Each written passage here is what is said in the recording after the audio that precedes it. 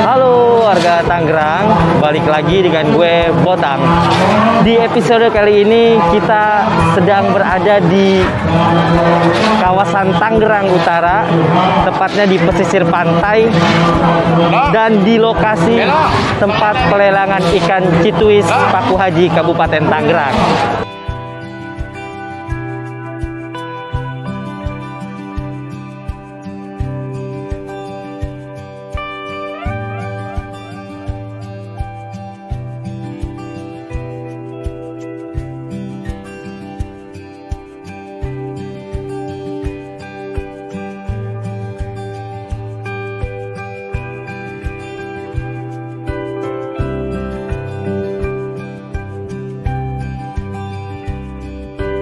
Nah, sekarang kita sudah berada di dalam area pelelangan ikan Cituis. Jadi di sini kalian bisa menemukan hasil tangkapan laut dari nelayan asli dari berbagai jenis ikan laut seperti udang, cumi, ikan pari, bahkan sampai ikan hiu pun ada. Dan sekarang sudah berlangsung proses pelelangan. Botang sudah mengikuti tapi belum paham nih gimana cara lelangnya. Nanti kita akan tanya bagian dari divisi pelelangan yang ada di Cituis ini. Sebelum kita ngobrol dengan divisi pelelangan yang ada di Cituis ini, by the way, kalian juga bisa loh membeli ikan tanpa harus ikut lelang. Karena di sini tersedia banyak macam ikan yang memang ada pasarnya juga sih.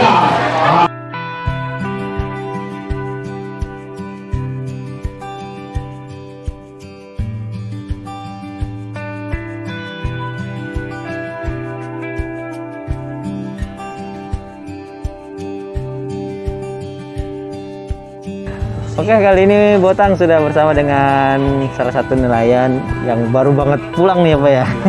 Dengan Pak siapa nih Pak? Panasan. Dengan Panasan. Tadi berangkat jam berapa Pak? Jam 4 subuh. Jam 4 subuh berarti tadi berangkat. Sekarang baru balik nih ya? Iya. Jadi hasil tangkapannya juga langsung dilelang. Langsung dilelang. Nah kalau dari hasil lelang ini nelayan nggak ada potongan apa-apa kan Pak ya? Hasilnya gitu, nggak ada ya? Ya nggak ada. Nggak ada ya? Oke. Nggak cukup membantu lah ya adanya pelelangan ini cukup membantu dari pihak nelayan ya. Jadi hasil tangkapannya ini langsung dijual. Selamat berlayar gini ada ini nggak Pak? Ada kendala gitu apa gimana gitu? Ada cerita-cerita seru nggak gitu Pak? Kalau lagi cuacanya kalau lagi ekstrim doang. Oh lagi ekstrim. Kan ini mau pasang cuacanya. Oh iya benar. Kalau setiap hari memang berangkat subuh nih? Iya. Hasil tangkapannya kira-kira berapa banyak tadi? Ya nggak menentu. Nggak nentu, paling banyak berapa ini, ember apa gimana? Ya emberan. Kadang waktu kemarin tuh dapat 2 ember, hari ini cuma dapat seember hitam. Oh seember ya. Oke. Udah berapa lama Pak jadi nelayan? Dari tahun 2000. Tahun 2000, berarti udah 21 tahun ya Pak? Iya. Happy lah ya Pak, senang lah ya. Kalau saya takut sama laut Pak. Nah Pak, kalau misalnya hasil tangkapan dari Bapak nih langsung dibawa ke pelelangan kan ya, itu berarti ada kayak antriannya gitu ya? Iya ada antrian. Oh ada antriannya. Itu udah pasti terjual nih Pak hasil, pasti. Udah pasti terjual ya. Jadi nggak khawatir hasil tangkapan nggak terjual, nggak bawa duit pulang. Yang pasti udah pasti bawa duit nih pulangnya. Pasti, ya. Jadi anak istri di rumah juga nunggu bawa uang ya Pak. Iya, jadi nggak perlu khawatir. Hasil tangkapan nelayan ini langsung dilelang dan sudah pasti terjual. Oke, mungkin itu aja kita interviewnya dengan Pak Nasan ya, nelayan yang baru saja banget menyandarkan perahunya. Jadi kita langsung, Pak terima kasih banyak Pak. Ya mari. Baik, kali ini Botang sudah bersama dengan koordinator pelelangan ikan di kawasan Cituis dengan Bapak siapa? Dengan Pak Suryadi. Alhamdulillah sehat Pak? Alhamdulillah sehat. Saya mau tanya nih Pak, terkait dengan pelelangan Cituis ini. Ya. Kalau awal berdirinya itu dari tahun berapa ya kalau setahu Bapak nih? Setahu saya tahun 1976 nelayan itu kan belum ada proses lelang. pada 1976. Jadi nelayan itu ada dikuasai oleh tengkulak, semua masuk ke tengkulak. Kemudian nelayan mengajukan kepada Pemda minimal harus ada wadah. Wadah artinya tempat pelelangan gitu kan. Kemudian dari Pemda direspon, sementara dibuat bangunan yang sederhana dulu. Maksudnya pelelangan di sebelah sana, bukan sebelah sini. Yang di yang sebelumnya tadi sebelumnya di sana, belum pindah ke sini. Kemudian direspon oleh Pemda, pemerintah daerah. Setelah itu dibuatlah sementara masih pelelangan darurat yang terbuat dari dulu bukan asbes, dulu malah masih ada atap gitu, atap bambu gitu. Akhirnya setelah setahun kemudian dibangun oleh pemerintah, yaitu dengan permanen, dibuat aula lelang dari tahun 1978. Waktu itu 76 mengajukan, 78 sudah ada bangunan, kemudian di situ ada wadah nelayan. Kalau untuk proses mulai lelangnya itu dari jam berapa nih Pak? Apa dari pagi udah ada yang kita proses lelang mulai dari jam 8 deh. Oh, dari jam 8. Dari jam 8 sampai jam 3. Jam 3 sore ya? Jam 3 sore. Jadi proses lelang, mekanisme lelangnya begitu nelayan. Nah, iya tuh yang saya mau tanya. Mekanismenya, karena kalau saya tadi dengar kan agak ini juga ya, cepat banget ngomong. Oh iya. Moderator lelangnya. Iya. Jadi kalau proses lelang gimana Pak? Biar teman-teman tahu. Mekanisme lelangnya, jadi nelayan menyandarkan kapalnya di muara, kemudian dibongkar, dibawa dengan ABK sampai ke ini, ditumpuk-tumpuk. Oh, Tumpuk-tumpuk. Ada tergantung pendapatan ikannya, ada yang 15 tumpuk, ada yang 10 tumpuk, ada yang tergantung pendapatan ditumpuk-tumpuk. Antri ya Pak itu? Ada antriannya. Ada kita petugas untuk mencatat siapa yang masuk duluan, itu nanti dicatat, itu lelang duluan gitu. Ada antrian, ada petugasnya. Kemudian ditumpuk-tumpuk, ada ya tergantung pendapatan. Ada yang 5 tumpuk, ada 10 tumpuk gitu kan. Nah, itu setelah itu ada nomor antrian. Kita adakan proses lelang oleh juru lelang. Oleh juru lelang kan? Nah, dia akan proses lelang.